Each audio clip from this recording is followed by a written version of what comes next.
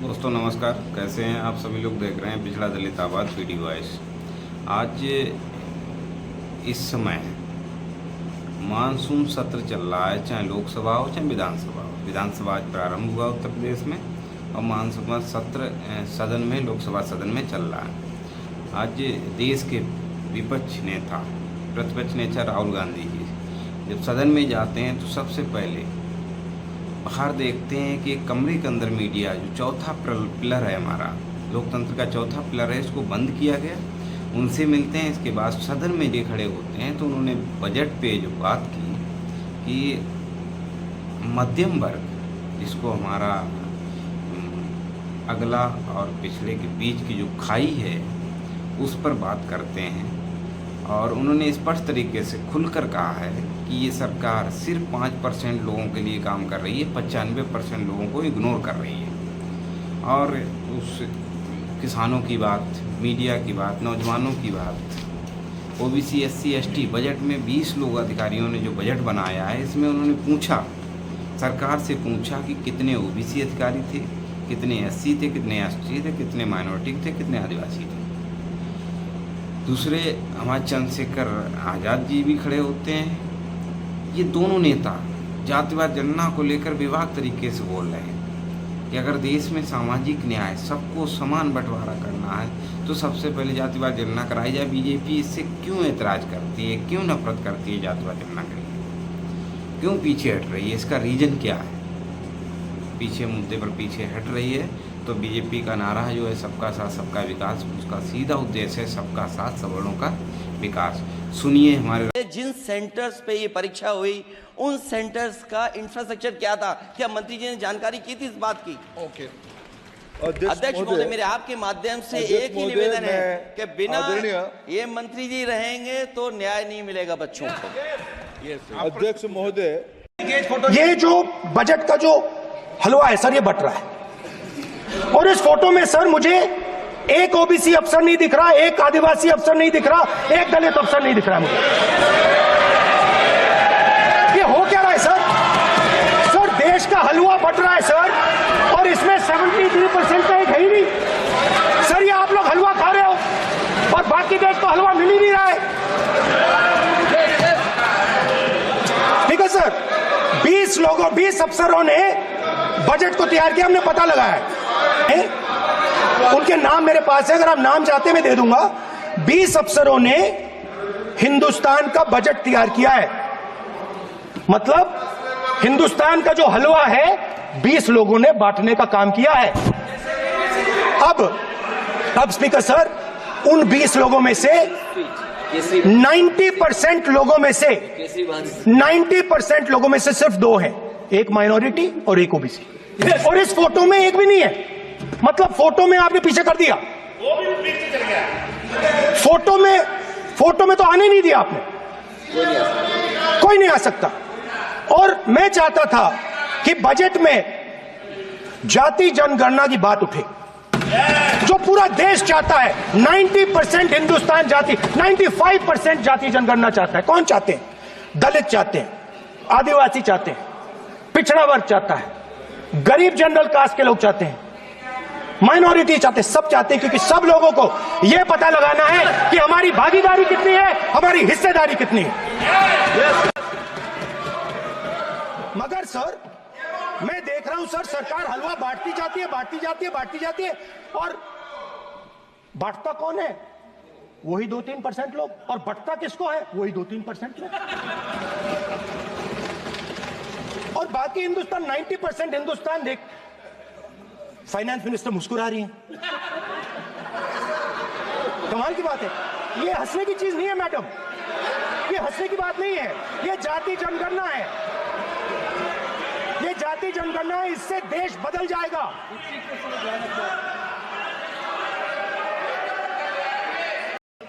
Sir middle class जो है वो शायद इस बजट से पहले प्रधानमंत्री को सपोर्ट करता था। जब प्रधानमंत्री ने कोविड के समय उनसे थाली बजवाई थी तो उन्होंने दबाकर थाली बजाई, धड़ धड़ धड़ धड़ धड़ थाली बजा बजाई। हमें अजीब लगा, मगर प्रधानमंत्री ने मिडिल क्लास को ऑर्डर दिया तो मिडिल क्लास ने थाली बजाई। उसके बाद प्रधानमंत्री ने उसी मिडिल क्लास से कहा मोबाइल फोन की लाइट जलाओ, और मोबाइल फोन की लाइट जली।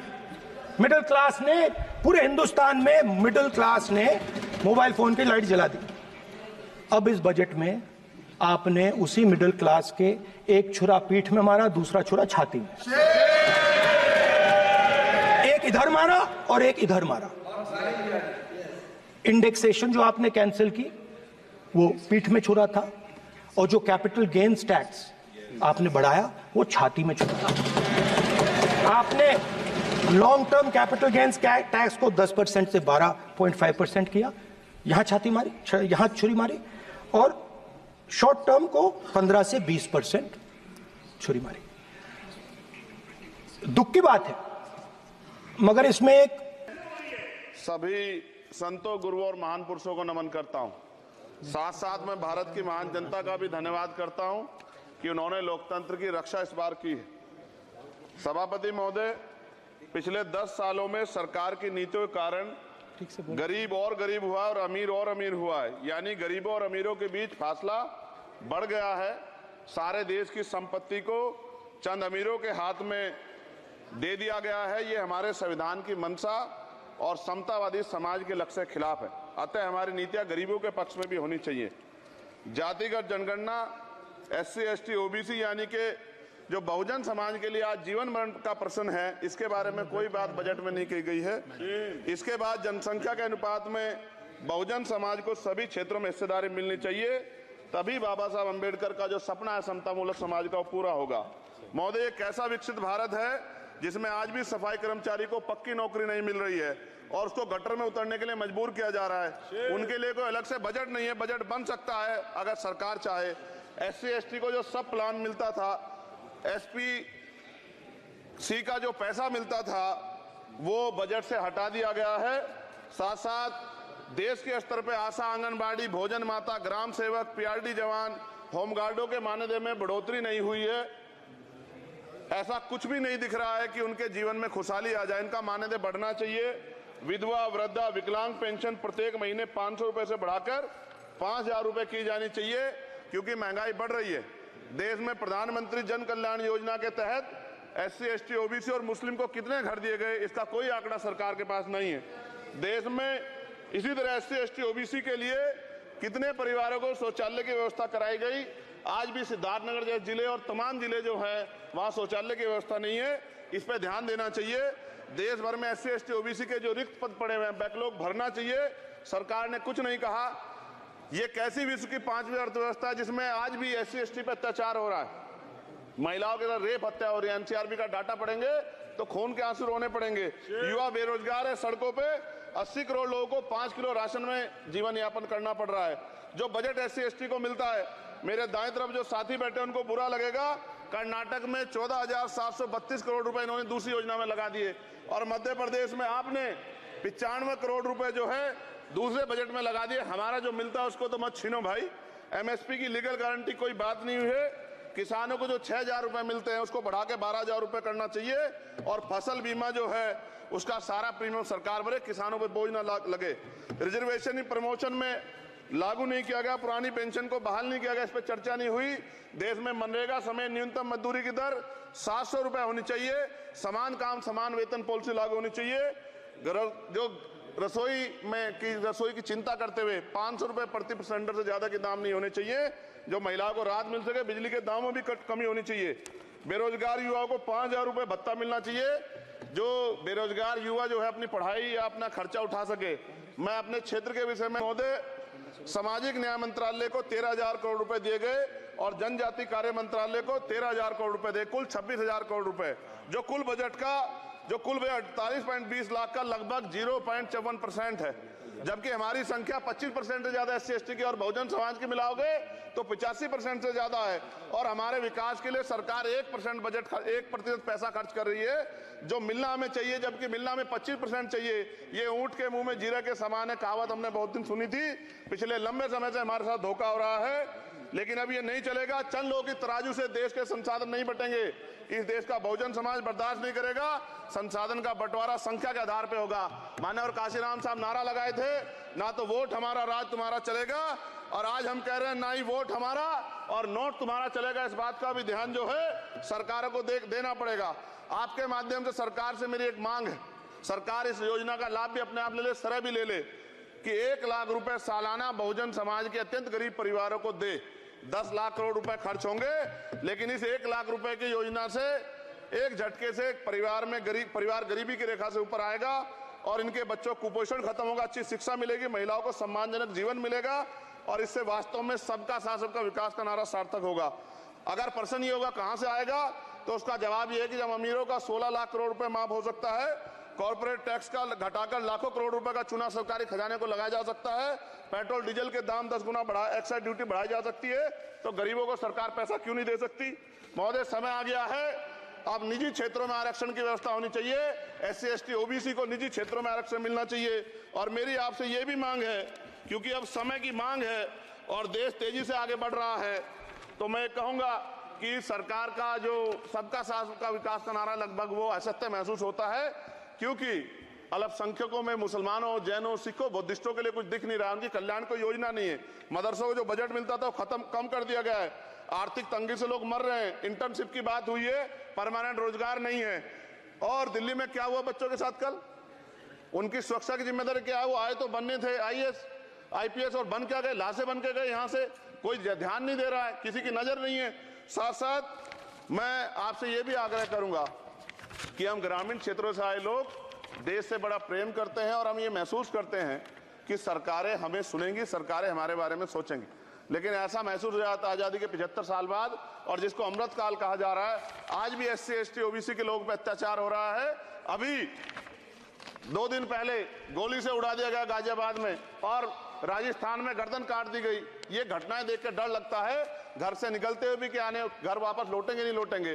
तो मेरा सरकार से आग्रह है, अगर आजादी के 75 साल बाद भी हमारी हत्या हो रही है, तो हमारी मां को भी दर्द हुआ होगा जब उसने हमें पैदा किया होगा, हमारी बहनों को भी हमारे खोने का दर्द होता होगा। कैसी कानून व्यवस्था है आपकी, सब कुछ है आपके पास, फिर भी जो है महिलाओं पर रेप नहीं रोक पा रहे हो, हत्याएं नहीं रोक पा रहे हो, गरीबों, दलितों, पिछड़ों, किसानों, मजदूरों की जान नहीं बचा पा रहे हो। किसान सुसाइड कर रहा है, नौजवान सुसाइड कर रहा है, और बड़ी बड़ी बातें होती हैं, इधर भी अच्छे लोग हैं, इधर भी अच्छे लोग हैं, लेकिन अच्छाई तब होगी जब जमीन पे भी कुछ काम दिखाई देगा। और जमीन पे महोदय कोई काम दिखाई नहीं दे रहा है। जब कोई योजना की बात आती है तो सरकार हमसे मुंह मोड़ लेती है। आप बताइए, एजुकेशन का बजट कम कर दिया, हेल्थ का बजट कम कर दिया। मैं अपने क्षेत्र में गया तो आप विश्वास कीजिए, डॉक्टर नहीं है, स्कूल में मास्टर नहीं है, और कोई भर्ती ऐसी नहीं जिसका पेपर लीक नहीं होता है। तो देश किस तरफ जा रहा है और इसमें नौजवानों का भविष्य क्या है, इसके बारे में हमें चिंता करनी चाहिए। और अंत में अपनी बात को खत्म करते हुए मेरा आपसे आग्रह और आपके माध्यम सरकार से आग्रह है कि यहाँ बाहर बाबा साहब अम्बेडकर की मूर्ति लगी हुई थी एक, वो करोड़ों लोगों की आस्था से जुड़ा विषय है, और आप विश्वास करो इतना गुस्सा है उसको लेके। मेरी आपके माध्यम से मैं हाथ जोड़ता नहीं हूं, लेकिन मैं हाथ जोड़ के आपसे आग्रह कर रहा हूं कि प्रधानमंत्री जी, सरकार से हमारी आग्रह कि वो अम्बेडकर वादियों के सम्मान का ध्यान रखते हुए, उनके जो है दिल की पीड़ा को समझते हुए, दर्द का ध्यान रखते हुए उस मूर्ति को पुनः स्थापित करा दीजिए। अगर इसमें कोई राजनीतिक कारण अलग बात है, लेकिन मैं कंक्लूड कर रहा हूं। मगर मैं आपसे कहना चाहता हूं, इसमें बहुत गुस्सा है। जिस दिन अम्बेडकरवादी गुस्सा हो जाएगा, वो फिर इस सरकार को जो 24 में आ गई है, वो आने वाले चुनाव में ऐसा सबक सिखाएगा कि दोबारा पलट के नहीं देख पाओगे। तो मैं आपका धन्यवाद करता हूं, और मुझे विश्वास है कि सरकार मेरी बातों पे गौर करेगी और गरीबों के बारे में सरकार सोचेगी, गरीबों को आगे बढ़ने के अवसर प्रदान होंगे। धन्यवाद। बहुत बहुत धन्यवाद अध्यक्ष महोदय। सर्वप्रथम मैं सदन का और मेरे निर्वाचन क्षेत्र बदायूं की जनता का धन्यवाद दूंगा कि संसद में आज मुझे अपनी बात रखने का मौका दिया है। अध्यक्ष महोदय, जहां बजट की चर्चा में मुझे अपनी बात रखने का मौका दिया गया है, वहीं जब वित्त मंत्री जी बजट में अपना बजट पेश कर रही थी, उस समय पे बहुत बड़ी बड़ी बातें किसानों को लेकर कही गई, नौजवानों को लेकर कही गई, महिलाओं के लिए कही गई। लेकिन सच्चाई तो ये है कि जहां हमारा देश कृषि प्रधान देश है, 60% से ज़्यादा आबादी किसानी में आज है, वहीं जब सरकार किसानों की बात करती है तो हम सभी को और किसानों को भी याद आता है कि जब प्रधानमंत्री जी ने किसानों की 2014 में आय दुगनी करने की बात कही थी, आज हम कहां खड़े हैं। हमने देखा इन 10 सालों में किस तरीके से किसान आंदोलन के जरिए अपनी जो भूतपूर्व मांगे थी, एमएसपी की मांगे, क्योंकि जब हम स्वामीनाथन कमेटी की बात करते हैं तो सामने से पक्ष के लोग हल्ला करते हैं कि हमने स्वामीनाथन कमेटी को लागू किया है, लेकिन सच्चाई अध्यक्ष महोदय ये है कि स्वामीनाथन कमेटी की जो मूल सोल था, जो थी एमएसपी, न्यूनतम समर्थन मूल्य, आज भी ये सरकार उसको लागू नहीं कर पाई है। और सरकार इस बात को याद रखे कि जब सर्दी, गर्मी, बारिश और धूप हमारे इस देश का किसान झेल रहा था, सरहद पे बैठा हुआ अपनी मांगों के लिए लड़ाई लड़ रहा था, उस समय पर यह सरकार ने अपना मुंह फेर कर उस किसान का अपमान किया है। हमें याद रखना होगा कि 700 से ज्यादा किसानों ने जब अपनी जान का बलिदान दिया, उस समय पे ये मौजूदा सरकार ने उनके बलिदान को पहचानने से भी इनकार कर दिया था। याद रखना होगा कि आज भी इस देश के किसी ना किसी कोने में कोई 800 वो परिवार हैं जिन्होंने अपने मुखिया को खोया है। उन बच्चों के बारे में सोचिए जिस किसान के बच्चों को पढ़ाने के लिए, शिक्षा के लिए वो मजदूरी करता था, खेत में अपनी मेहनत मजदूरी करता था। आज उस परिवार का भविष्य क्या है? मैं आपके माध्यम से अध्यक्ष महोदय पूछना चाहता हूं कि मेरे निर्वाचन क्षेत्र में बदायूं जिस क्षेत्र से आता हूं, वहां पे आज के समय पे सिंचाई को लेकर बहुत बड़ी समस्या है।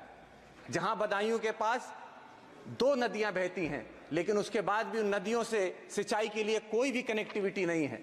मैं आपके माध्यम से सरकार से अनुरोध करना चाहता हूं कि आने वाले समय में उन किसानों के लिए सिंचाई के लिए क्या हम लोगों ने प्रावधान किए हैं। अध्यक्षता महोदय, मैं आपके माध्यम से सरकार को बताना चाहता हूं कि इस समय मेरे लोकसभा क्षेत्र के अंदर सारे किसान ट्यूबवेल के ऊपर निर्भर हैं, और इस समय पे बिजली की यह स्थिति है कि गांव के अंदर 10-10, 15-15 दिन तक हम बिजली नहीं आपूर्ति दे पा रहे हैं। सरकार की तरफ से जिस समय पे एक सर्वे किया गया था, उन्हीं के अधिकारियों ने बताया कि जहां पर 56 सब स्टेशन हैं हमारे यहां बिजली के, वहीं कम से कम 33 सब स्टेशन और होने चाहिए। लेकिन उनकी रिपोर्ट पे जब सरकार ने निर्णय लिया तो उसको 33 सब स्टेशन को घटाकर मात्र 8 सब स्टेशन किए जाने की बात आ रही है। मैं आपके माध्यम से अध्यक्ष महोदय अनुरोध करना चाहता हूं कि किसान इस समय पीड़ित है, त्राहिमाम मचा हुआ है क्षेत्र के अंदर, इसीलिए बिजली की समस्या को शीघ्र ही देखा जाए और इन समस्याओं को समझा जाए। साथ ही साथ मैं अध्यक्ष महोदय, मैं आपके माध्यम से अनुरोध करना चाहता हूं सरकार से, सिर्फ उत्तर प्रदेश नहीं, कई प्रदेशों के अंदर किसानों के लिए सबसे बड़ी समस्या अगर कोई बनती जा रही तो आवारा पशुओं की बनती जा रही है। जहां किसान और उसके परिवार को दिन दिन भर इस चरकती धूप में खेती करनी होती है अपनी फसल के लिए, अपनी फसल की उपजाऊ दाम के लिए खेतों में मेहनत करता है, वहीं वो रात रात भर जाग कर अपनी फसल की रखवाली उन आवारा पशुओं से करता है। वही आवारा पशु जब रात में खेत चर जाते हैं तो किसान का नुकसान होता है, और वही आवारा पशु जब सड़क पे जाता है तो किसी ना किसी नौजवान की या महिला की जान लेने का काम करता है। अध्यक्ष महोदय, मैं आपके माध्यम से अनुरोध करूंगा सरकार से कि जहां आप किसानों की बात करती हैं, मैडम मेरी फर्स्ट टाइम स्पीच है, बस 2 मिनट और दे दें। 2 मिनट मैं आपके माध्यम से अनुरोध करना चाहता हूं अध्यक्ष महोदय कि जहां किसानों की बात की जाती है वही किसान सम्मान निधि को देखकर सरकार अपनी पीठ थपथपाती है। मैं आपको बताना चाहूंगा कि आंकड़े कहते हैं कि रूरल सेक्टर के अंदर जहां पे खरीद की क्षमता घटती जा रही है, निश्चित तौर पे हमें समझना होगा कि ये किसान सम्मान निधि किसी काम की नहीं है। अध्यक्ष महोदय, मैं यूथ को, नौजवानों को नेतृत्व करता हूं, वहीं जहां देश में 35% नौजवान है जिसकी मूलभूत सुविधाएं एजुकेशन और जॉब अपॉर्चुनिटीज हैं, आज सरकार कहीं भी जॉब देने में असमर्थ होती चली जा रही है। 80% से ज्यादा हमारे देश का नौजवान बेरोजगार घूम रहा है। मैं अध्यक्ष महोदय आपके माध्यम से अनुरोध करना चाहता हूं कि आने वाले समय में उन नौजवानों के रोजगार के लिए कुछ ना कुछ ये सरकार करने का काम करे। साथ ही में मैं आपसे अनुरोध करना चाहता हूं कि मुझ जैसे नौजवान, कई सारे नौजवान हैं जो यूनिवर्सिटियों से छात्र राजनीति से आगे बढ़ के इन सदनों का नेतृत्व करते हैं, वहीं आज उत्तर प्रदेश के अंदर छात्र राजनीति को खत्म करके कहीं ना कहीं नौजवानों को आगे आने से रोका जा रहा है। आखिरी मैडम, लास्ट है मैडम, छात्रों के लिए मैं ये कहना चाहूंगा, इलाहाबाद यूनिवर्सिटी जैसी संस्थाओं के अंदर जहां हॉस्टल की फीस बहुत कम रखी जाती थी सिर्फ इसलिए ताकि किसानों को कहीं ना कहीं किसानों के बच्चे पढ़ लिख सके। वहीं 400% अगर ये फीस को बढ़ाया जाता है तो निश्चित ही तौर पे किसानों के लिए ये एक बनने की बात होगी। आप सभी के लिए मैं आपसे आपका धन्यवाद देता हूं और अनुरोध यही करता हूं कि इन सभी बिंदुओं को देखते हुए आप सारी बातों को रखने का काम करें। बहुत बहुत धन्यवाद। तरीके से उन्होंने बहुजन समाज के लिए जो बोला है उसको लेकर आप लोग अपना सुझाव कमेंट में ज़रूर पेश करें और जो भी हमारे चैनल से नए लोग हैं वो सब्सक्राइब जरूर करें। धन्यवाद सभी को। जय भीम, जय जोहार, जय संविधान।